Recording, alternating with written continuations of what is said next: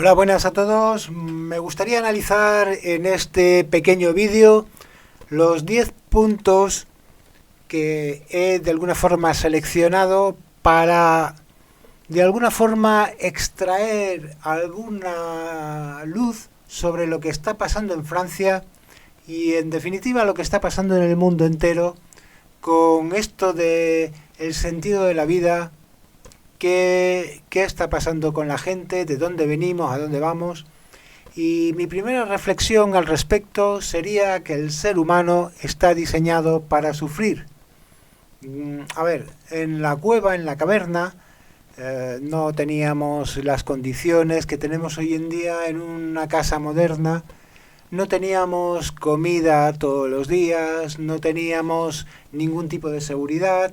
Teníamos que temer la noche porque era el momento en el que las fieras atacaban la cueva donde el ser humano de alguna forma se refugiaba y bueno, pues cuando salía el sol, cuando el hombre cazaba y conseguía una presa, era un momento de alegría, de felicidad, y el resto del tiempo pues se dedicaba a protegerse, a buscarse la vida para aguantar un día más, y en ese impasse, en esa dinámica, encontraba quizás la felicidad en cosas que hoy en día hemos perdido.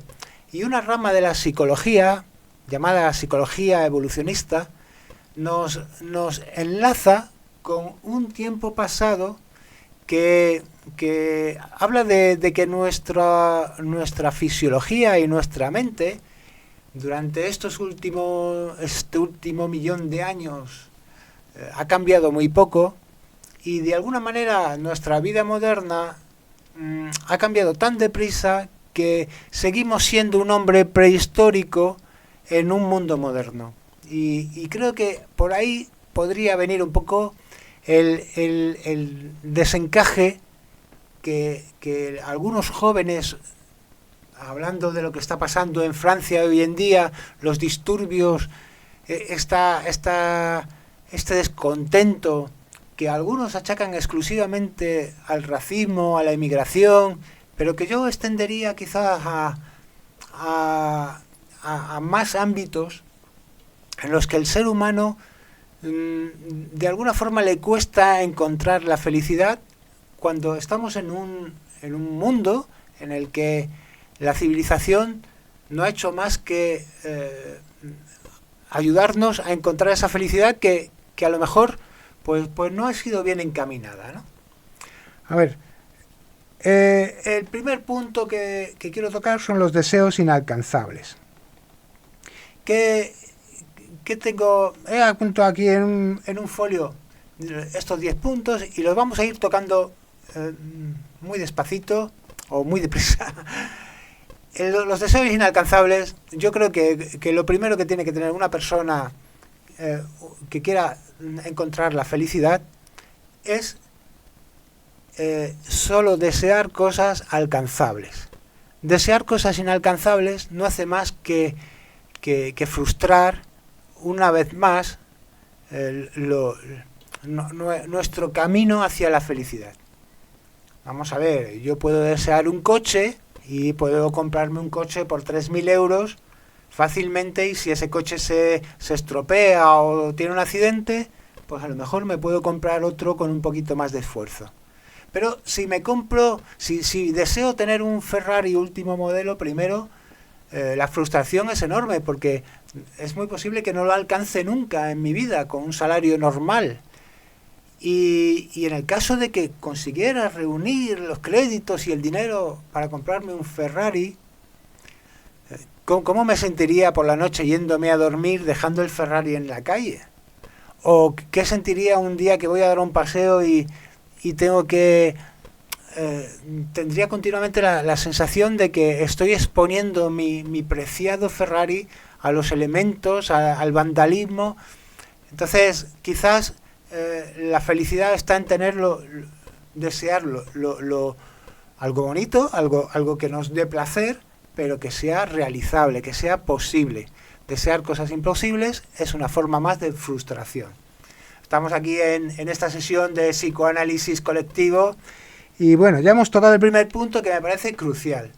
Hacer una pedagogía personal de intentar seleccionar los objetivos en nuestra vida que sean realmente alcanzables y posibles. El segundo tema que tengo aquí son los hijos únicos. Y es que todos los que hemos conocido el tema de los hijos únicos, que cada vez es algo más frecuente, nos encontramos que el hijo único ha sido educado o es educado en un nido donde es el único polluelo que tiene que salir adelante y que los padres invierten toda su energía en el polluelo y quizás no le están dando ese punto de búscate la vida, enfréntate a los peligros, aprende de los errores, etcétera, etcétera. Esto de los hijos únicos es una cosa novedosa en la historia de la humanidad y quizás los padres deberían, igual que cuando en la Iglesia Católica te vas a casar, te hacen unas clases de... el cura te llama, ven aquí que te voy a dar unas clases de... Pues quizás cuando a estos nuevos padres que van a tener un solo hijo, enseñarles que pues no tienen que sobremimarle, no tienen que darle todo lo que quiere, tienen que, si el niño llora, por ejemplo, pues que llore, no pasa nada, si el niño se cae, aprenderá de ese error, no tenemos que sobreprotegerle y tenemos que de alguna forma dejar que los niños fraguen su futuro, deseen sus propias metas y tengan lo que en una familia numerosa era antes, pues todo de alguna forma fluía más de forma más armoniosa y los niños se educaban entre ellos, cosa que hoy en día se puede conseguir con los amigos, con los hijos, los amigos que tienen en el parque o en los juegos o en la escuela, y no sobremimar, no sobreproteger, porque de alguna forma estamos creando humanos, adultos, más débiles y menos bien forjados. En ese sentido, es una labor de los padres, pero también es una labor de los hijos el aprender de alguna forma a pasar todos los escalones del aprendizaje que hace falta en la vida para llegar a una meta. Pues, por ejemplo, tienes que estudiar una carrera, pero a lo mejor antes tienes que darte una vuelta por el mundo. Y tienes que, a lo mejor, trabajar un poco para pagarte tu carrera. O tienes que no sacarla en 4 años, y a lo mejor dilatar un poco más ese periodo. Bueno, ese punto yo creo que está claro. Las metas en la vida. Punto número 3, metas en la vida. Pues necesitamos metas en la vida. ¿Qué son las metas en la vida? Pues un objetivo a largo plazo. ¿Qué hacemos sin metas en la vida? ¿Qué le está pasando a estos franceses de tercera generación de emigrantes que la meta de sus padres fue, primero, llegar a Francia, segundo, conseguir un trabajo, una casa, pagarse un piso, luego tener hijos, pagarles una educación?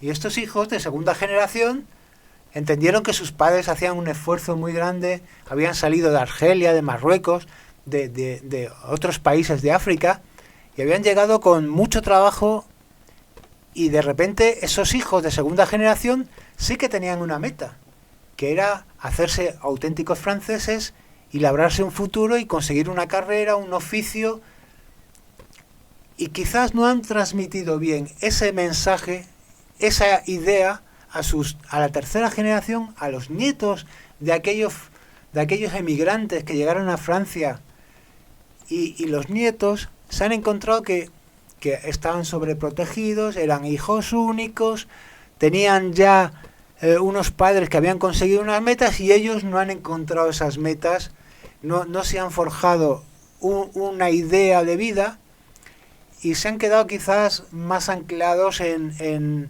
una vida fácil, en una economía que no había que luchar demasiado por ella porque sus padres ya tenían un nivel económico medio y y quizás se han abandonado más y no han tenido esa meta en la vida que hay que tener, que desde muy pequeño hay que forjarse una meta en la vida.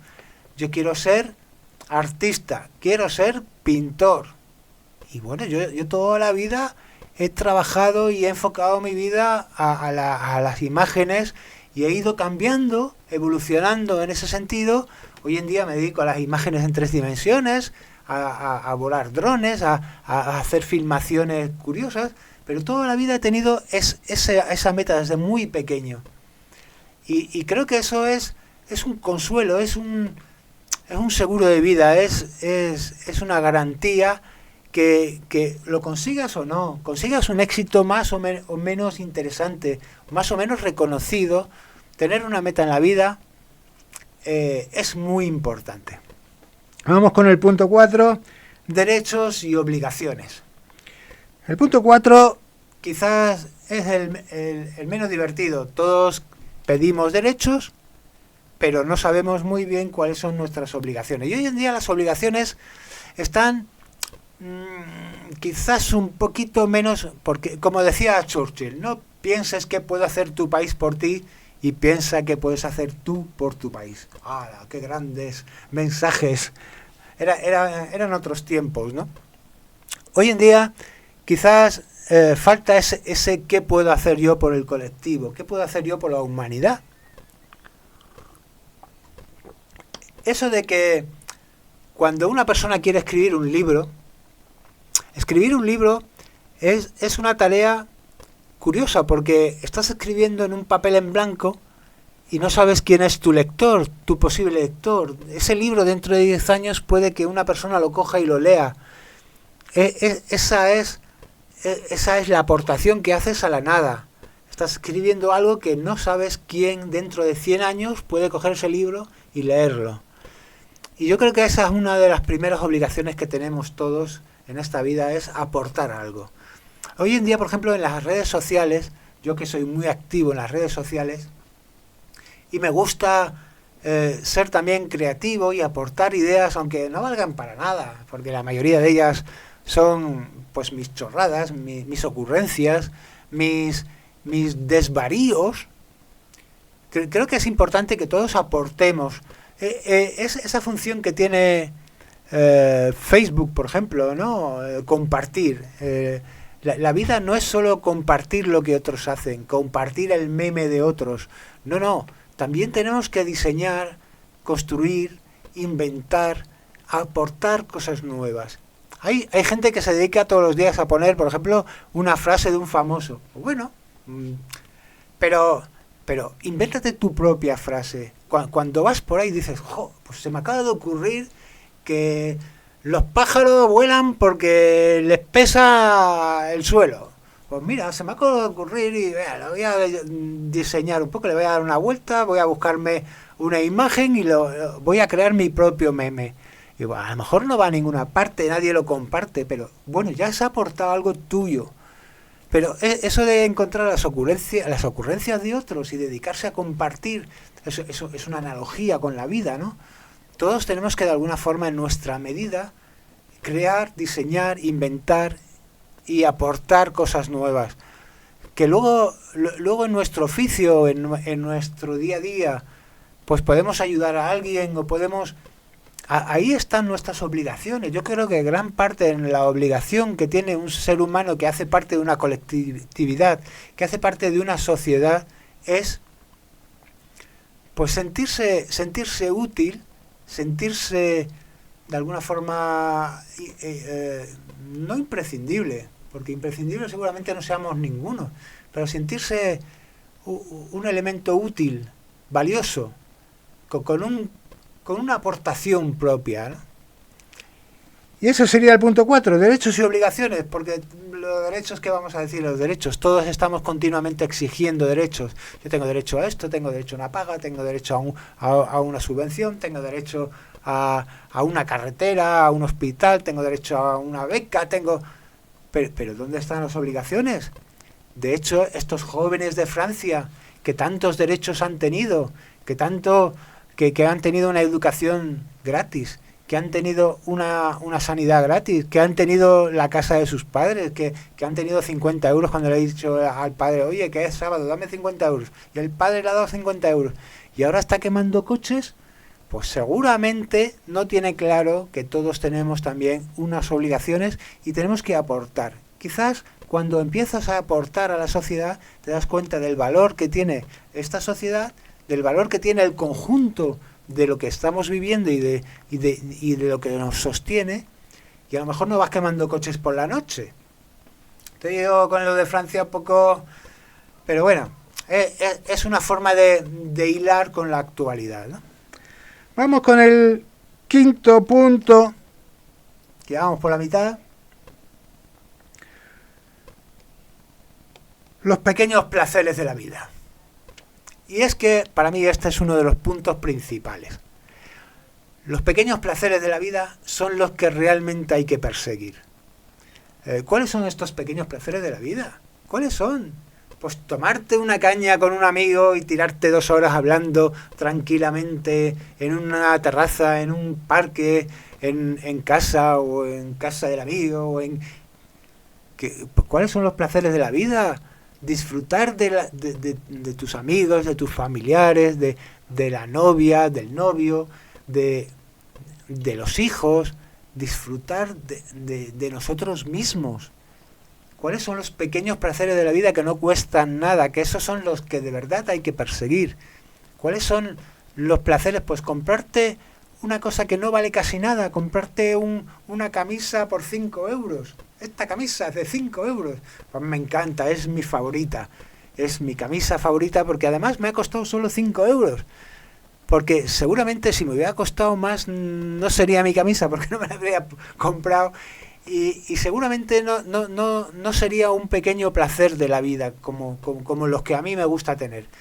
Pequeñas cosas que te dan un pequeño placer, pero que te dan muy poca responsabilidad, que no te implica un gran esfuerzo, que no repercuten, que no te hacen sufrir, porque hay luego grandes placeres que muchas veces no son tan placer, ¿no? Como el que, por ejemplo, invierte una gran cantidad de sus recursos en conseguir una cosa que luego pues no da la satisfacción. Por ejemplo, ahí podría haber una camiseta del Real Madrid que cuesta 200 euros, que pone aquí Fly Emirates, y pues me la pongo. Y yo personalmente no soy muy de marcas, ni soy muy de Real Madrid, ni de fútbol, ni nada parecido. Pero sé que hay gente que disfruta muchísimo con cosas muy caras y luego te dan la misma satisfacción que una camisa de 5 euros. Es un ejemplo, pero vosotros me entendéis. Vamos con el punto número 6.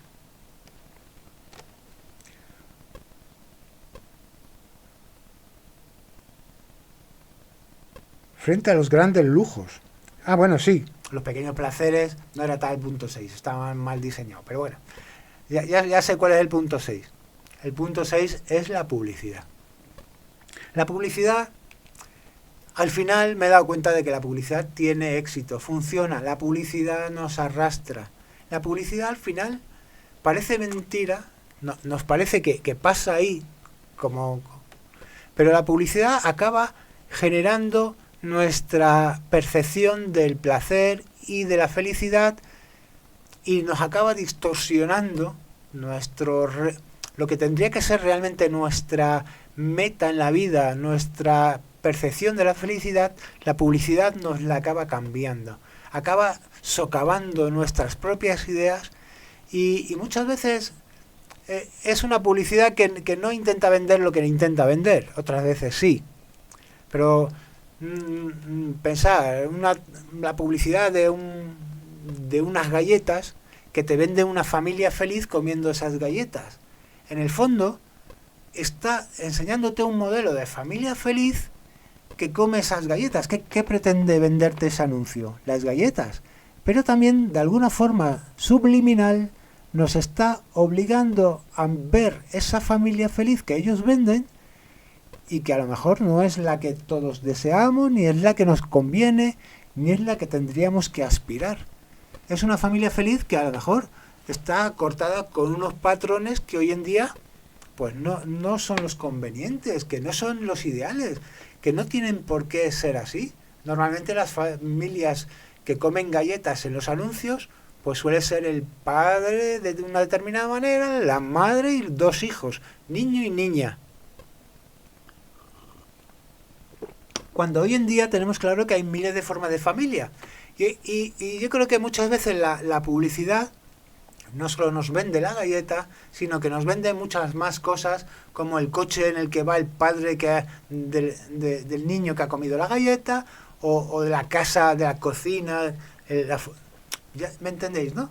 De alguna forma, ese mensaje tantas veces repetido, no solo con el anuncio de la galleta, sino el del perfume, el de la crema depilatoria, el del coche, etcétera, etcétera, nos acaban vendiendo una felicidad que no es la que tenemos que tener en la cabeza. Nuestra felicidad a lo mejor es mucho más sencilla, mucho más barata, mucho más asequible. No tenemos que someternos a esa dictadura del consumismo, porque tenemos que, de alguna forma, también tener... Yo personalmente tengo una aplicación instalada en mi cerebro que va filtrando todo eso, que es un espíritu crítico que yo he ejercido y que de alguna forma seguro que es permeable, ¿no? Que algo me pasa, pero soy muy crítico con todo lo que entra por aquí y sale por aquí. Vamos con el punto número 7. Ideales e ideologías. ¿Qué es esto de los ideales y las ideologías? Vamos a ver. ¿Tenemos ideologías? Es una pregunta. Y es más, os voy a pedir que aquí abajo, debajo del vídeo, vamos a hacer una encuesta. ¿Creéis que tenéis una ideología que vosotros mismos habéis forjado? ¿Creéis que vuestra ideología es al menos en un 50% obra vuestra? ¿O habéis mamado de la ideología de vuestros padres, del entorno? ¿Sois fruto de la ideología de vuestro entorno? ¿O de alguna forma a lo largo de vuestra vida habéis ido seleccionando ideas, conceptos, formas de entender la vida y habéis forjado vuestra propia ideología, por lo menos más de un 50%? Esto es una cosa muy relativa y muy difícil de medir, pero os pediría que si es que habéis forjado vuestra propia ideología, le deis al puñito hacia arriba. Y si es que no, si creéis que habéis sido influenciado más de un 50% por vuestro entorno y tenéis la ideología que os ha dado vuestro entorno, le deis al puñito para abajo. Yo entenderé bien esta encuesta y vamos a jugar a eso, si os parece. Vamos con el punto número 8. La segregación de la población. Esto viene muy a raíz de lo que está pasando en Francia, de los emigrantes que están de alguna forma segregados por barrios en los que hay más emigrantes en unas determinadas banlieues de las ciudades, en unos determinados barrios. Es como si en Móstoles, en Madrid, en Móstoles, hubiera muchos marroquíes, muchos senegaleses, y en Alcorcón hubiera muchos chinos. ¿Eso sería bueno? Pues yo creo que no. Yo creo que en un mundo en el que la diversidad es importante, también nos tenemos que mezclar mucho para que los novios no sean marroquí con marroquí. ¿Por qué no se va a juntar el marroquí con la chinita? O el argelinito con la francesita, blanquita. Yo creo que si hay racismo es porque estamos separando a la gente de el rico por un lado, el pobre por el otro. Un poco es una especie de apartheid. No tenemos que apartar a la gente, tenemos que todo lo contrario, hacer políticas que mezclen la gente, que no tiene por qué haber un barrio de ricos, porque al final tendrán problemas de ricos. Y si hay un barrio de pobres, acabarán teniendo problemas pobres problemas. Así que hay que luchar contra la segregación y eso es un mensaje quizás más a los políticos, ¿no? No tenéis que vigilar que no haya demasiada segregación de barrios, de provincias o de países. Porque yo cuando estuve en Roma me di cuenta de que hay muy pocos musulmanes en Roma. ¿Por qué? Porque está la Iglesia Católica y normalmente hay más pakistaníes y indios que musulmanes, y muchos chinos también. ¿Y por qué? Porque de alguna forma hay un efecto ahí que no permite que eso fluya bien, ¿no? Y pues algo así pasa en los barrios, ¿no? En los barrios más ricos, pues sube el nivel de vida, sube el precio de los alquileres y bueno, pues acaba habiendo un determinado tipo de personas que acaban yendo a ese colegio, a ese supermercado y eso hay que vigilar que no pase. Hay que fomentar la diversidad, la mezcla. ¿Y por qué tiene que haber un barrio de homosexuales? ¿Por qué en Chueca tiene que haber más homosexuales que en Alcorcón? Pues no, hay que mezclar, porque si no se genera ese problema de los guetos, de que la gente se siente unido aquí, pero fuera de ese barrio ya no se sienten seguros. Así que eso es más un mensaje para los políticos. Evitar la segregación. Otro mensaje que, al hilo de lo que está pasando en Francia, es el problema del colonialismo francés. ¿Qué pasó con Francia? Que Francia conquistó y arrasó en Argelia, y hizo lo mismo en Marruecos, e hizo lo mismo en un montón de países africanos. De hecho, en la mitad de África se habla francés. Y entonces, ¿dónde van a ir los emigrantes cuando salen de Francia y se bajan de la patera? Pues ir a Francia porque hablan francés. Entonces, de alguna forma su problema no acabó en los países colonizados o colonizados, sí, o conquistados o explotados por su avaricia hace 200 años, sino que ahora su problema viene a casa, ¿no? Y en vez de hacer un colonialismo bueno, que es un poco el que hizo España, es crear escuelas, carreteras, pueblos, iglesias, con lo que América, en la América, Hispanoamérica, tuvo un momento en el que fue más rica que la metrópoli, que España, ¿no? Hubo un momento que la conquista de América se convirtió en la desconquista de España. Porque tanto hablar de que si el oro que vino a España, sí, bueno, aquí en Trujillo tenemos una muestra clara de lo que se hizo con el oro, unos palacios preciosos. Pero al final España se empobreció y perdió mucho de su poderío económico invirtiendo tanto y tanto en América, que al final América fue mucho más rica que España. Y luego los criollos empezaron a pedir la independencia, porque eso pasa siempre. Los territorios, cuando se hacen más ricos, empiezan a pedir la independencia de la metrópoli y acaban siendo, pues, ahí te las veas. Por eso yo lo de la conquista de Marte me parece una estupidez.